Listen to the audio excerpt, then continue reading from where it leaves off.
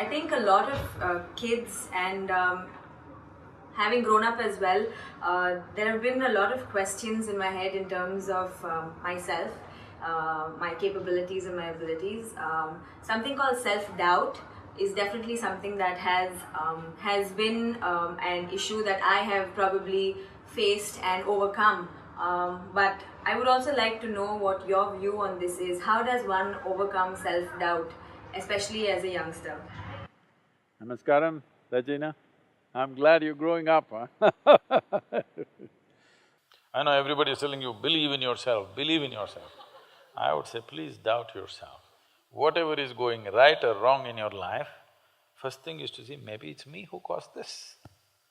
Look at it carefully, if it's not you, then we look at others. The so-called confident idiots are stepping on everybody's everything and walking. Self-belief or any kind of belief will bring you confidence without clarity. The level of damage that's happened to this planet and to life around us, everything is because confidence without clarity. If you had little doubt about what you're doing, you would think 10 times before you do something, isn't it? And that would be a sensible world. I want everybody to have some self-doubt. Anyway, coming to physiological and psychological growth, when we say growing up, there are many dimensions to a human being. There's physiological growth, there's psychological growth, there is emotional and other dimensions of growth in a human being. Most of the time, we measure growth physiologically and the next possibility is psychologically. See, body is a very tangible element. So it grows at a certain pace. In some people's mildly faster or slower, but it grows at a certain pace. But the psychological dimension of who you are is not such a tangible process, it's an intangible process, more flexible, more mobile or nebulous. So it should be able to grow well ahead of your physiological process.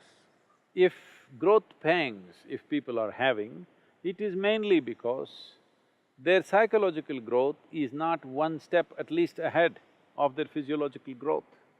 So, though the same things have happened to trillions of people on this planet forever, still it looks like it's happening for the first time in the universe and they're surprised and they're shocked and many things.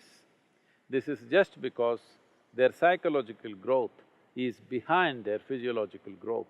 This is very important. In a society, we create a situation where every child is psychologically at least one step ahead of their physiological growth.